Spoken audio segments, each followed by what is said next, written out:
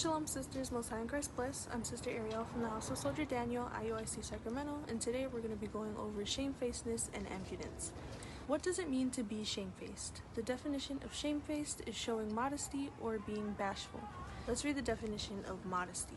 Behavior, manner, or appearance intended to avoid impropriety or indecency. Coyness, virtue, sobriety. Now that we've read the definition, let's go over 3 ways that we can apply shamefacedness to our lives. Number 1 being through our speech. Proverbs chapter 15 and verse 1 reads, "A soft answer turneth away wrath." As young daughters of Sarah, we shouldn't be speaking with a loud voice, using a rude tone, talking over anybody, or partaking in gossiping. Sirach chapter 26 and verse 14 reads, "A silent and loving woman is a gift of the Lord." If a silent and loving woman is a gift of the Lord, then a loud and hateful woman is a gift of the devil. Sometimes, using silence can be a superpower. You don't always need to speak, but when you do, remember to apply Colossians chapter 4 and verse 6. Let your speech be always with grace, seasoned with salt, that you may know how you ought to answer every man. Number 2, through our actions. 1 Timothy 2 and 9. In like manner also that the women adorn themselves in modest apparel, with shamefacedness and sobriety. Dressing modestly demonstrates respect and virtue, and is one way that we can show shamefacedness. Sirach chapter 19 and verse 29. A man may be known by his look, and one of understanding by his countenance when thou meetest him. We also need to be shamefaced when it comes to our facial expressions. Sirach chapter 37 and verse 17 says, "The countenance is a sign of changing of the heart."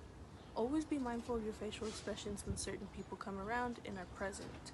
Always remember that your actions speak louder than words.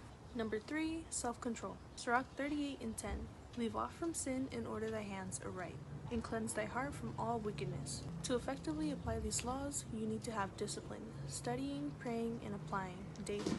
2 Timothy 2 and 15. Study to show thyself approved unto God, a workman that needeth not to be ashamed, rightly dividing the word of truth. When you study, you should do it for the Lord and not for others to see. Taking the opportunity of leisure to increase your understanding is another way of being shamefaced. Let's move on to the next topic, impudence. What is impudence? Let's read the definition. Not showing due respect for another person, impertinent. Some synonyms include audacious, immodest, presumptuous, forward, disrespectful, and shameless. Sirach 26 and 9 through 11.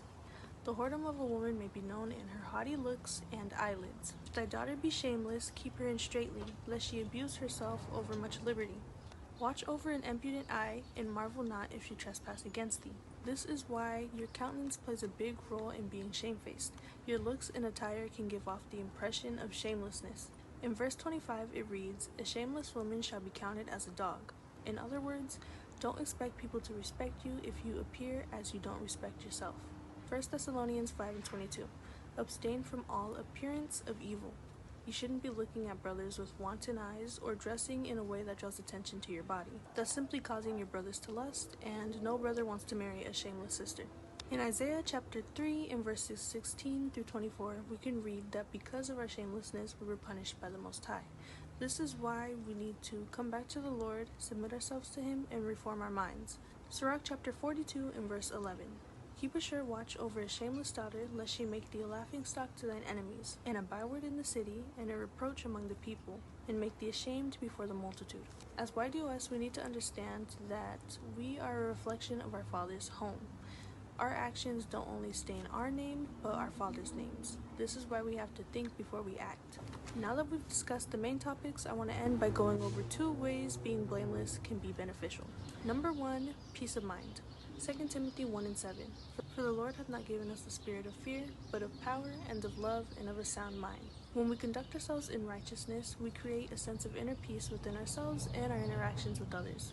Number 2, enhanced reputation. Maintaining a good reputation by consistently acting with integrity, honesty, and reliability can create a good reputation within our school, our offices, and our sisters among us. This positive reputation can increase trust and respect. To sum everything up, being blameless and taking responsibility for your actions doesn't only create a good reputation for yourself, but it also earns the trust and respect of those around you, which is why it is important to remain blameless. That's all I had for today's lesson, but I do have 2 class recommendations on the topic. Number 1 being Bishop Yawasop's Discipline and the Deception of Sin, and number 2 is Captain Zakur's Which Proverbs Woman Are You? I hope you learned something from this short lesson and remember to self-examine and apply. Shalom, Most High in Christ bless. They're coming for you, they're coming for me, a nation, a whole family. We know the word and what it says, don't be afraid. They killed the prophets, destroyed the seers, from Greece to Babylon.